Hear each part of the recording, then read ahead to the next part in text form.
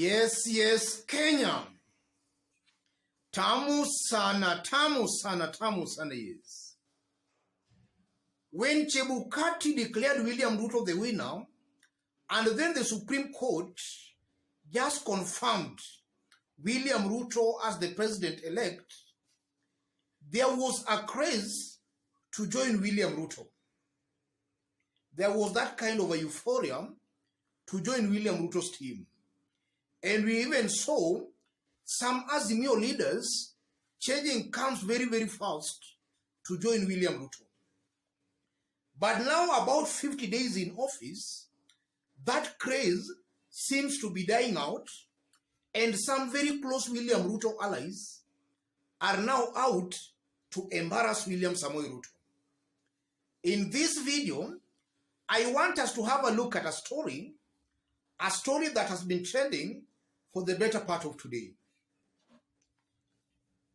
According to reliable sources, President Ruto is currently having continuous sleepless nights. This is just after one of his abettors threatened to expose him to the world over what he did to former Prime Minister Raila's votes in the last general election if he does not give him a CAS job as he promised. Ruto bypassed the disgruntled politician in the nomination of cabinet secretaries, and his name was again missing in the shortlisted candidates for the principal secretary positions. It has left the said politician with a bitter taste in his mouth and has vowed to spill the beans if he misses the CAS job as well. He claims that he has a serious dossier on Ruto that may bring down his government. What many people now waiting to see is how the president will handle him, considering that he has a bomb that may destabilize Ruto politically with his finger on the trigger. That's the story. And you can see clearly that this is a person most likely William Ruto promised to appoint as a cabinet secretary. William Ruto failed to appoint him, and then he might have waited for principal secretaries. Again, he's seeing chances of him being appointed are zero. So he's now waiting for CAS jobs, which if William Ruto fails again to appoint him, then he's saying he has a serious dossier on how they rigged or rather stole Raila Odinga's votes. In this video, I want us to dig deep into that story to see, as usual, the story behind the story. If you are watching us for the very first time, subscribe, give this video a like. Yes, there are so many William Ruto allies who were naturally expected to be named as cabinet secretaries. They were never named as cabinet secretaries, and so far their names have also not been shortlisted for principal secretaries. Yeah, there are so many, and some of them, we know Sonko is on record saying that he was promised some cabinet secretaries. We have Hassan Omar, we have Caleb Kositani, we have Malala, we have Echesa, we have Josh Mangi, we have Chris Wamalwa. These one who contested for Trans Nzoia gubernatorial seat. We have Ketu Waruguru. There are quite a number. And I believe these are some of the ones who are threatening to expose William Samoei Ruto. What does that mean politically? Yes, the first thing coming out clearly, I'm seeing the Tower of Babel coming down. Honeymoon is over, and now reality is dawning on some of these William Ruto allies that William Ruto played them, cheated them. And I'm seeing a very high possibility where in the coming days, we might start seeing open infighting in government.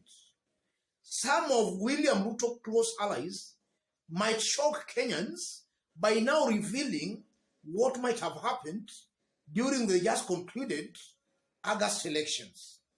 And should that happen, then it will also dent the image of William Ruto's government.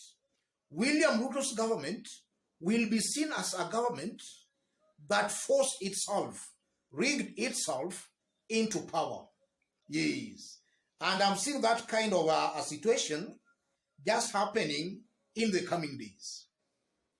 And I'm also saying that because Raila Odinga is on record saying that in the coming days, he is going to drop a bombshell. He has got a dossier on what Chebukati did during the elections. And honestly, ladies and gentlemen, I know some Kenyans are still even wondering, even up to now, on how William Ruto won. Azimio as a coalition won in the National Assembly, they had more members of parliament compared to Kenya Kwanza. If you look at gubernatorial seats across the country, Azimio had a majority. If you look at MCAs across the country, Azimio had a majority.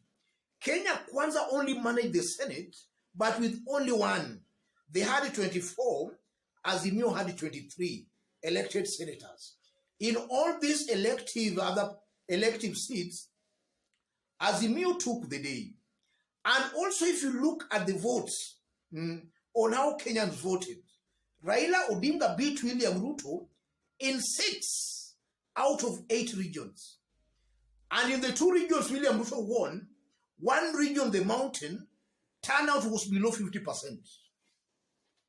These are things that we will even still be saying even after 20 years. So it's a fact. If you look at things diligently, William Ruto never won this year's election. And these are things that Kenyans must be reminded each and every time. William Ruto never won this election.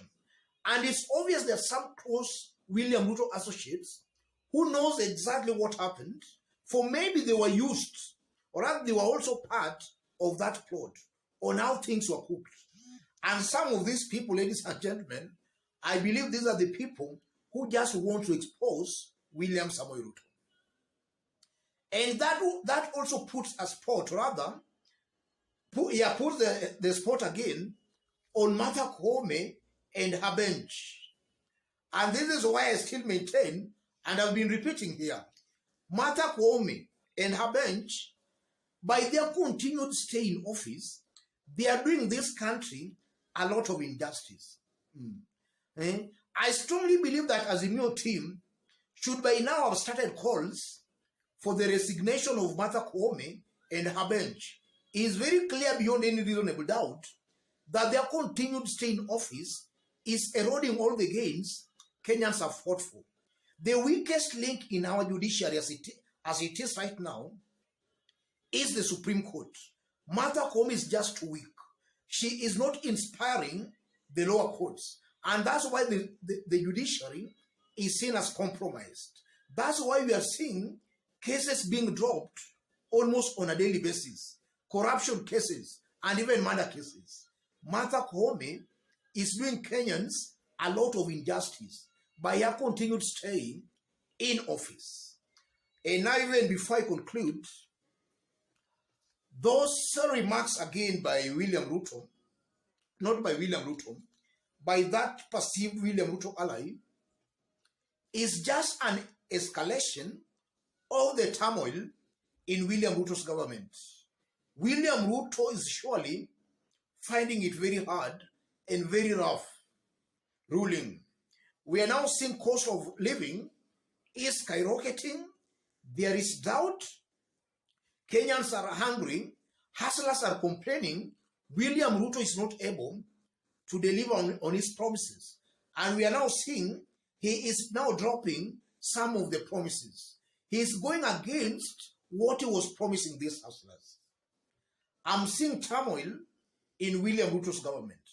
And I'm also seeing a very high possibility where now, should that persist, in that when William Ruto will not be able to deliver on what he promised Kenyans, and then also we have some of his allies trying to expose him, I'm seeing a William Ruto might turn into a dictator. Yes. He might turn into some kind of a tyrant in that he's going to feel frustrated. He knows he has failed to deliver. He knows the masses are disappointed and fed up with him. He's most likely going to turn into a dictator. Let me stop it there, ladies and gentlemen. In case you are watching us for the very first time, subscribe, give this video a like. And to our fans and subscribers here, I'm very much humbled, very grateful for the kind of support you are giving me here. To any other person who wants to support this forum, I've pinned my number on the comment section. Contact me through the number or feel free to channel your contribution to the number. Let's meet in our next analysis.